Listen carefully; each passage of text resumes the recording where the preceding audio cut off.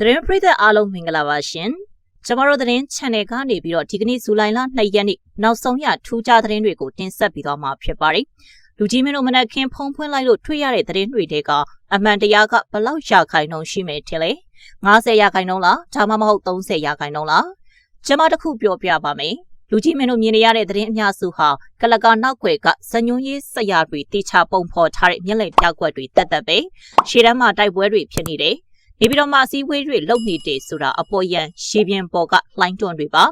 တကယ်ရေအောက်ရေစီးကြောင်းကဘလောက်ထိကြောက်ဖို့ကောင်းလဲဆိုတာလူအနေငယ်ပဲသိကြတယ်ဒီနေ့ကျမလူကြီးမင်းတို့ကိုသတင်းလေးပုတ်ရဲ့ကလကာကိုဆွဲခွင့်ပြီးတာမန်လူတွေဘလို့မှတွေးမိမှာမဟုတ်တဲ့နေပြည်တော်ရဲ့အမှောင်ဆုံးအကြောင်းတွေနဲ့စစ်တူရင်ခုံပေါ်ကသွေးစွန်းနေတဲ့ကစားကွက်တွေကိုအသေးစိတ်ဖော်ထုတ်သွားပါမယ်စက္ကန့်တိုင်းကိုတေချာနားထောင်ပါလူကြီးမင်းတို့တည်ထားတဲ့မြန်မာနိုင်ငံရဲ့အခင်းကျင်းတစ်ခုလုံးပြောင်းပြန်လှန်သွားစေရမယ်ကဲကျမတို့ဓခွဲကန်းထဲကိုသတင်းအချက်လက်အပိုင်းအစတချို့ရှုလာပြီးတော့စုံတော့တယောက်လို့မှန်ဘလူးနဲ့တေချာထိုးကြည့်ကြစို့တာမန်မျက်စိနဲ့ကြည့်ရင်ဂျာရီဟာတီးခြားစီဖြစ်နေတဲ့သတင်းတွေလို့ထင်ရလိမ့်မယ်ဒါပေမဲ့ကွက်လက်တွေကိုဆက်ဆက်ကြည့်လိုက်ရင်တော့နေပြည်တော်ရဲ့အသေးနှလုံးကိုတဲ့တဲ့ချိန်ရွယ်ထားတဲ့ကြောက်စရာကောင်းတဲ့ညာတစင်ဖြစ်လာတာကိုတွေ့ရပါလိမ့်မယ်ပထမဆုံးအပိုင်းစားကတော့ပြီးခဲ့တဲ့ရက်ပိုင်းကနေပြည်တော်မှာထူးဆန်းတဲ့ဖမ်းဆီးမှုတစ်ခုတိတ်တဆိတ်ဖြစ်ပွားခဲ့ပါတယ်ပြည်တော်စုရာထူးဖွဲ့အဖွဲ့ဥက္ကဋ္ဌအေယာဝတီတိုင်းဝန်ကြီးချုပ်ဟောင်းဒုတိယဗိုလ်ချုပ်ကြီးငိမ့်ဦးတင်မောင်ဝင်းကိုပြည်ထရေးဝန်ကြီးကိုယ်တိုင်စစ်ကြောင်းထိုးပြီးတွားရောက်ဖမ်းဆီးထိန်းသိမ်းလိုက်ပါတယ်လူကြီးမင်းတို့စဉ်းစားကြည့်ဘူးလားအေယာဝတီတိုင်းလို့စစ်တပ်အတွက်အချက်ချကြတဲ့စပတ်ကြီးဒေသကိုနှစ်ရှည်လာများကင်တွယ်ခဲ့ပြီးမြောက်လိုင်းကိုယ်တိုင်နိုင်ငံတော်အဆင့်ဘွဲ့တစိတ်တွေအထက်ထပ်ပေးထားတဲ့လူယုံတယောက်ကိုဘာလို့လက်ရှိရာထူးကြီးကြီးမားမားရှိနေစေအချိန်မှာရုတ်တရက်ဝါမျိုးပြစ်လိုက်ရတာလဲသတင်းတွေမှာတော့ဘာကြောင့်ဖမ်းနေဆိုတာအတိအကျမပြဘူးဘာလို့လဲဆိုတော့ဒီအကြောင်းရင်းကပေါက်ကြားသွားရင်စစ်တပ်တစ်ခုလုံးလမ်းဖြန့်သွားနိုင်လို့ပါပဲအဖေကိုသိကျင်ရင်ကျမတို့ဒုတိယအစအနရှိရာမကွေးတိုင်းစလင်းမြို့နယ်ကတညောင်ဒေသစီမှန်ဘလူးကိုလှည့်ရပါမယ်စလင်းပက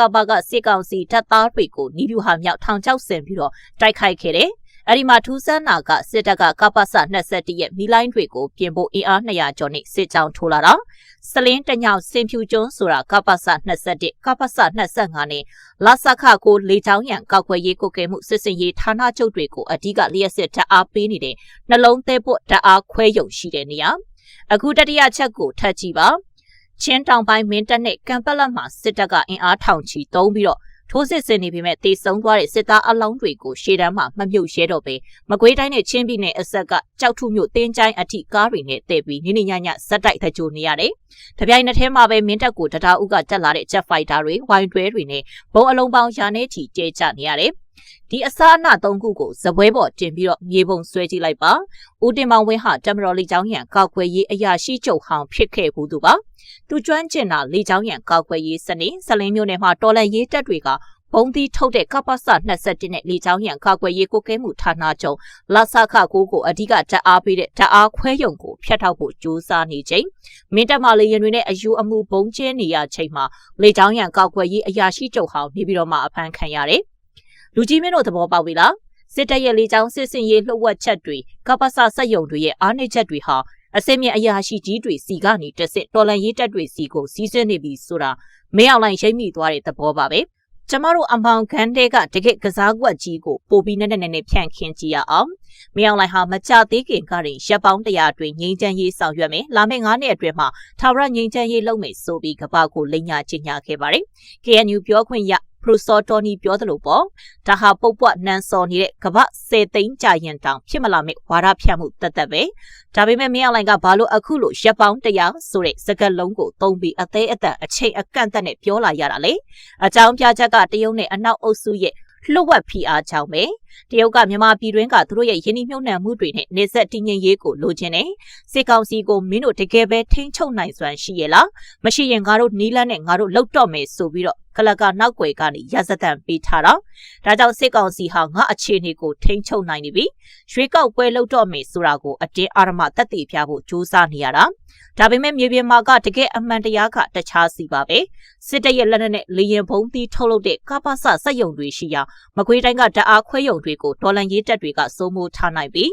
စလင်းမှာစစ်တပ်ရဲ့အစစ်မြအချက် drone တစ်စင်းကိုပကဖျက်ချလိုက်နိုင်တာဟာတာမန်ကိစ္စမဟုတ်ဘူး drone နည်းပညာနဲ့လေကြောင်းရန်ကာကွယ်ရေးစနစ်တွေ အတွင်းလှုပ်ဝက်ချက် frequency data တွေပေါက်ကြားသွားပြီဆိုတဲ့အဓိပ္ပာယ်ပဲချင်းတောင်ပိုင်းကနေတက်လာတဲ့ဒဏ်ရာရစစ်သားတွေနဲ့အလောင်းတွေဟာကြောက်ထုမျိုးကိုသွေးချင်းနီးစေခဲ့ပြီးတော့မြေပြင်စစ်ကူတွေလုံးဝပြုံးတီးနေပြီးရှေ့တန်းမှာစစ်ရှုံးနေချိန်လက်နက်ဆက်ယုံတွေမီးပြက်လို့နေပါဖြစ်နေချိန်မှာနေပြည်တော်ရဲ့စစ်အာဏာရှင်ဟာဘာဖြစ်လာမလဲအဖေကအကြောက်တရားနဲ့အချင်းချင်းတန်တရားဝင်မှုပဲဒုတိယဗိုလ်ချုပ်ကြီးငိမ့်ဦးတင်မောင်ဝင်းဖမ်းဆီးခံရတဲ့ကိစ္စကိုပို့ပြီးအကျယ်ချဲ့ကြည့်ရအောင်ဦးတင်မောင်ဝင်းဟာတက်မတော်ဘိုးတင်နန်းချောင်း ODS အပတ်စဉ်64စဉ်လူကြီးမင်းတို့မှတ်မိသေးလားအာဂရီမှုနဲ့ထောင်ဒဏ်နှစ်ရှည်ချခံလိုက်ရတဲ့ပြည်ထရေးဝန်ကြီးဟောင်းဗိုလ်ချုပ်စိုးထွဋ်ဟာလေ ODS 64ပဲစစ်တပ်အတွင်းပိုင်းမှာ DSA စစ်တပ်ကတော်စင်းတွေနဲ့ ODS စင်းတွေကြားမှာဆယ်စုနှစ်ချီပြီးတော့အုပ်စုဖွဲ့အားပြိုင်မှုတွေရှိခဲ့တာပါနေပြည်တော်ရဲ့အတွင်းသတင်းတွေအရမင်းအောင်လှိုင်ဟာသူ့ဘေးနာက DSA ထွက်တွေကိုပဲယုံကြည်ပြီးတော့ ODS အုပ်စုတွေဟာသူ့ကိုဖြုတ်ချဖို့ကြံစည်နေတယ်။ဒါမှမဟုတ် EAO တွေ NUG တွေနဲ့လှုပ်ဝက်ဆက်သွယ်ပြီးသတင်းပေးနေတယ်လို့ထင်အောင်ထင်မှာဖြစ်နေတာကြားပါပြီ။စေယုံချုပ်ထဲမှာတန်တရားတွေလွှမ်းမိုးနေတဲ့ dialogue တွေကဒီလိုထွက်လာတာ။ငါတို့ရှေ့တန်းမှာဒီလောက်အထိနာနေတာကပ္ပစစက်ယုံတွေရဲ့တအားခွဲယုံတည်နေရတွေလေကြောင်းရန်ကောက်ွယ်ရေးကုကဲမှုစနစ်တွေရဲ့အားနည်းချက်တွေကိုရန်သူကအတိအကျသိနေတာအတွင်းတောက်ဖို့တောက်ပတ်တွေရှိလို့ပဲဖြစ်မယ်။အေယာဝတီတိုင်းကိုနှစ်တွေအကြာကြီးစိုးမိုးထားတဲ့ ODS ရဲ့ထိပ်သီးတင်မောင်ဝင်းမင်းငါကိုနောက်ကျောကဓာတ်နဲ့ထိုးဖို့ကြံနေတာလားမင်းအောင်လှိုင်ဟာပြီးခဲ့တဲ့ဧပြီလပိုင်းကမှဦးတင်မောင်ဝင်းကိုအေယာဝတီတိုင်းဝန်ကြီးချုပ်ရှာတူးကနေနေပြည်တော်ကပြည်တော်စုရှာတူးဝင်အဖွဲ့ဥက္ကဋ္ဌဆိုပြီးတော့ရုတ်တရက်ရွှေ့ပြလိုက်တ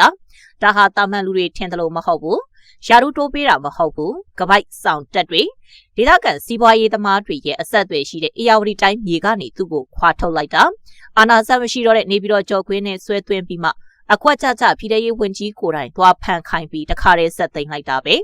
ဒါဟာစစ်ကောင်စီရဲ့ထိပ်ပိုင်းခေါင်းဆောင်တွေကြားမှာငါ့ကိုဘယ်သူတစ္ဆာဖောက်မလဲဆိုတဲ့ကင်ဆာယောဂါဟာအစိတ်အတောက်ဖြစ်ပြီးတော့နောက်ဆုံးအဆင့်ကိုရောက်နေပြီဆိုတာပြနေတာပဲဖြစ်ပါတယ်ကဲဒါဆိုရင်ဒီကစားကွက်ရဲ့အလဲပြောင်းကဘာမှလဲကျမတို့စလင်းမျိုးကတညောင်တိုက်ပွဲကိုပြန်ကြည့်ရအောင်တော်လန်ရေးတပ်တွေကစစ်ကောင်စီရဲ့ကင်းလှည့်စစ်ကြောင်းကိုမြားခေါ်ပြီးတိုက်ခိုက်ခဲ့တယ်။ပင်မတပ်ကစစ်ကူလာရေးအပြက်ချေမှုန်းဖို့စောင့်နေတာဒါပေမဲ့ထူးဆန်းတာကစစ်တပ်ဘက်ကစစ်ကူလုံးဝမလာခဲ့ဘူး။စဉ်းစားကြည့်စမ်းမိမိတို့ရဲ့လက်နက်ဆက်ယုံတွေကိုဓာတ်အားပေးနေတဲ့ဗျူဟာမြောက်ဒေသကိုတိုက်ခိုက်ခံရတာတော့စစ်ကူမလွတ်နိုင်ဘူး။ဘာဖြစ်လို့လဲပထမအချက်ကချင်းတောင်ပိုင်းမင်းတပ်နဲ့ကံပက်လက်ဘက်မှာစစ်တပ်ဟာအင်အားထောင်ချောက်မိပြီးသွေးထွက်တန်ယိုအကြီးကျယ်ဖြစ်နေလို့ပဲ။ကြောက်ထုတင်းချိုင်းမှာအလောင်းတွေကိုအဆက်မပြတ်တကြိုနေရလောက်အောင်မြေပြင်စစ်ကူအင်အားတွေအလုံးပြုံးတီးနေပြီဒုတိယချက်ကပိုပြီးကြောက်စရာကောင်းတယ်အဲ့ဒါကတော့အချင်းချင်းမယုံရဲတော့တဲ့စိတ်သက်ပြိုလဲမှုပဲရှေ့တန်းကစစ်ကြောင်းမှုတွေကနေပြည်တော်ကအမိန့်ကိုမနာခံတော့ဘူးသွားကူရင်ငါတို့ပါအသေးခံရမယ်ဆိုတာသိနေလို့စစ်ကူမသွားပဲညှိနေကြတာနေပြည်တော်ကစစ်ဦးစီးချုပ်ကတော့မြေပြင်စစ်ကူမလွတ်နိုင်တော့တဲ့အတွက်တရားဥလေတက်ကဂျက်ဖိုက်တာတွေနဲ့ဝိုင်းတွဲလေရင်တွေကိုပဲအယူတယောက်လိုသုံးပြီးပုံတွေတရက်ဆက်ကျဲခိုင်းတော့တာပဲ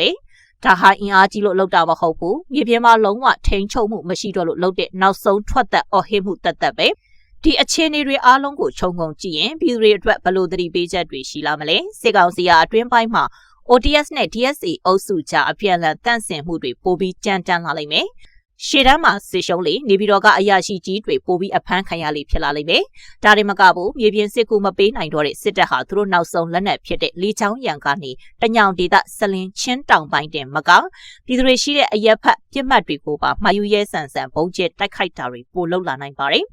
ပရိုစောတော်နီပြောသလိုပဲသူတို့ဟာအတူတူနဲ့အနူနူဒီပုတ်ထဲကဒီပဲတွေမို့လို့သူတို့ရဲ့ရက်တရငိမ့်ချမ်းရေးဆိုတဲ့စကားကိုရှုံကြည့်ပြီးတော့စစ်အုပ်ချုပ်ရေးရန်ရအောက်မှာသွားရောက်ခိုလုံဖို့စ조사တာဟာကိုသေးတွင်ကိုတူးတာနဲ့အတူတူပဲ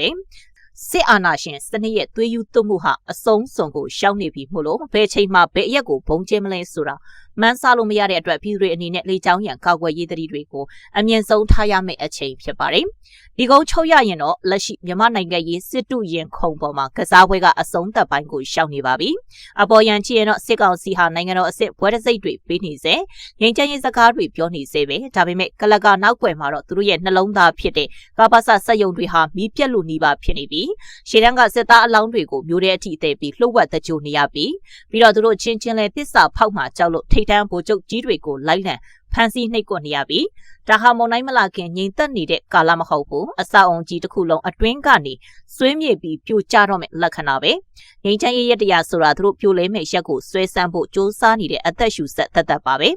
ကဲဒီဗီဒီယိုလေးကိုစုံအောင်ကြည့်ပြီးတဲ့အတွက်ကျေးဇူးတင်ပါတယ်ဒီကစားကွက်ကိုကြည့်ပြီးတော့ လူကြီးမင်းတို့ပေါ်စစ်ကောင်စီရဲ့အတွင်းပိုင်းအချင်းချင်းတန်တရာဝင်ပြီးဖမ်းဆီးနေတဲ့ကစားကွက်နဲ့ EAOS PDF တွေရဲ့ထောက်ပို့လမ်းကြောင်းနဲ့စက်ရုံတွေကိုပိတ်ဆို့ဖျက်တောက်နေတဲ့ကစားကွက်ဘသူရဲ့ကစားကွက်ကပိုပြီးအလုတ်ဖြစ်ပြီးဒီပွဲကိုအဆုံးသတ်သွားမယ်လို့ထင်ပါတယ်လေလူကြီးမင်းတို့ရဲ့အတွေ့အမြင်တွေကိုကတိကသက်ကြအောက်ကကွန်မန့်မှာရေးပေးခဲ့ကြပါအောင်နောက်ထပ်ကလကနောက်ွယ်ကလှုပ်ဝက်ချက်တွေကိုဖော်ထုတ်ဖို့ကျွန်မပြန်လာခဲ့ပါမယ်ပြန်လာ